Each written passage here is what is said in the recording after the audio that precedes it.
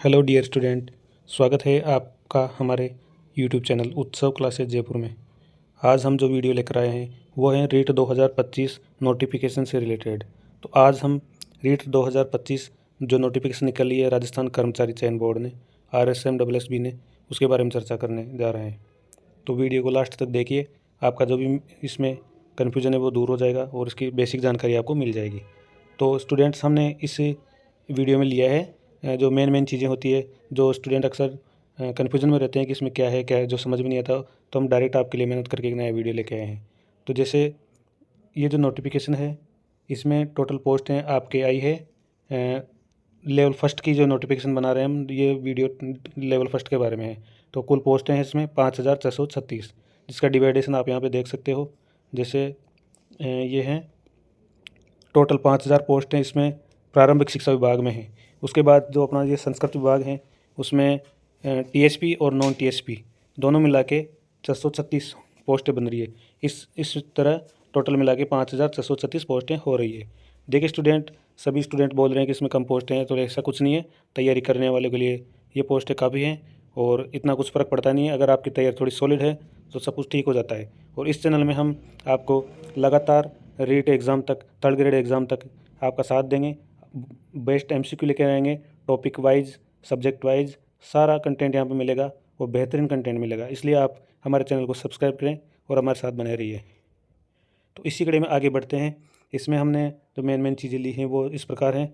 जैसे हम नीचे जाएंगे तो यहाँ पे मिलेगा ये एक छोटी सी जानकारी। ये है जैसे इसमें वो जो रीट जो एग्ज़ाम लगा था पात्रता के बारे में है, इसमें दे रखा है जैसे कि जनरल वालों के लिए 60% TSP में और 60 ही नॉन TSP में, और ST वालों के लिए नॉन TSP में 55% और TSP में 36%।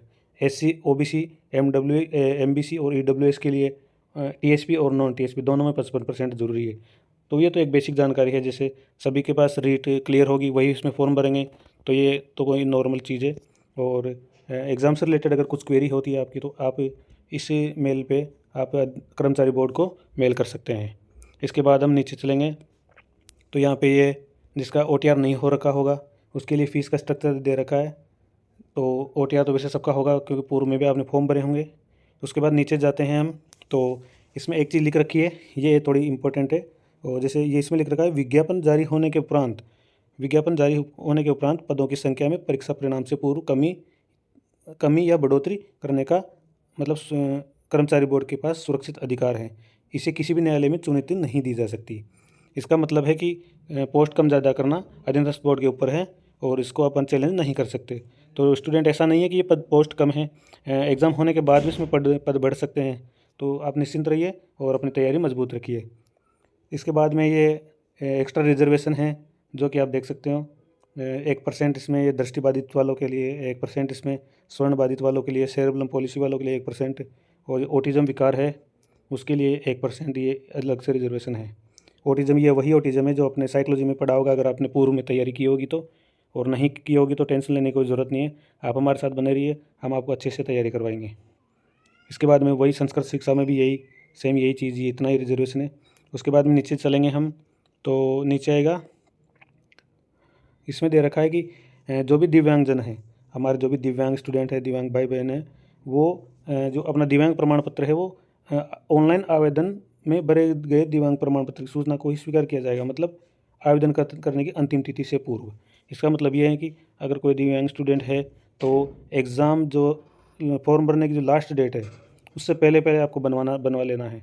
अगर ऐसा नहीं होगा तो आपको दिक्कत हो सकती है, इसलिए इस चीज़ का विशेष ध्यान रखें। फिर आगे नीचे आयु का है तो आयु वही नॉर्मल जो रहती है, इसमें कोई विशेष बात नहीं है। 40 साल की इसमें मैक्सिमम आयु दे रखी है। और ST SC के हिसाब से आप देख लो, ST SC है तो 5% का रिजर्वेशन एक्स्ट्रा कर लो, मतलब 40 + 5 बराबर 45 साल। और अगर OBC स्टूडेंट है तो 40 साल + 3 साल बराबर 43 ईयर्स तक आप फॉर्म भर सकते हैं। तो उसके बाद में कोई विशेष जानकारी है। इसके बाद में ये नॉर्मल चीज़ आएगी, ये आयु सीमा का 1 वर्ष की छूट है, 3 वर्ष की छूट है, वही चीज़ आ गई। और उसके बाद में नीचे जाएंगे तो परीक्षा का आयोजन, ये इंपॉर्टेंट चीज़ है। यहाँ पे लिख रखा है, परीक्षा का आयोजन राजस्थान प्रारंभिक विद्यालय अध्यापक सामान्य संस्कृत शिक्षा लेवल फर्स्ट सीधी परीक्षा का आयोजन दिनांक 17 जनवरी से 21 जनवरी के बीच में होगा। तो इसमें क्लियरली इसमें मेंशन किया गया है, इसलिए कोई भी स्टूडेंट ये ना सोचें कि रेट आगे जा सकती है या फिर इस तरह की बातें नहीं करें, क्योंकि आप अपनी तैयारी को मजबूत रखें। आगे जाएगी नहीं जाएगी वो एक बाद की बात है, अगर जाती है तो और अच्छी बात है, वरना आप तो फ़िलहाल तो इस डेट को ही ध्यान में रखें और इसी के हिसाब से तैयारी जारी रखें। इसके बाद में प्रवेश पत्र वो SSID पर डल जाएंगे, ये बिल्कुल बेसिक सी जानकारी है। और सिलेक्शन प्रोसेस वही अपना रिटर्न एग्ज़ाम में उसके हिसाब से मेरिट बनेगी, उसके हिसाब से शॉर्ट लिस्टेड की तैयार करेंगे और उसकी मेरिट बनेगी। और उसके बाद में ये है वेतनमान, तो ये अपने प्रोबेशन पूरे 2 पीरियड जो होता है 2 साल का, उसको पूरा करने के बाद लेवल 10 का आपको सैलरी मिलेगी। ये इसमें 7वां वेतन आयोग लगेगा आपके 2 वर्ष पूरे करने के बाद। तो ये चीज़ अपने लिए इम्पोर्टेंट है। उसके बाद में सबसे मेन चीज़ आती है, वह है पात्रता, मतलब उसकी क्वालिफ़िकेशन क्या है फॉर्म भरने की। तो वही इसमें कोई चेंजेस है नहीं वैसे। अपने लेवल फर्स्ट के लिए वही DLED या इसमें लिख रखा है, जैसे ये न्यूनतम 50% अंकों के साथ उच्च माध्यमिक विद्यालय, मतलब 12वीं कक्षा में 50% से ज़्यादा अंक होना चाहिए।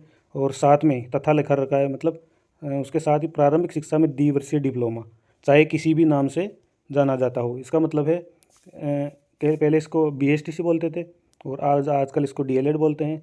तो मतलब दोनों ही, वो पहले वाले भी एलिजिबल है और ये भी एलिजिबल है। इसका सीधा से सीधा मतलब यही है, बस बाकी कोई इसमें ऐसा है नहीं।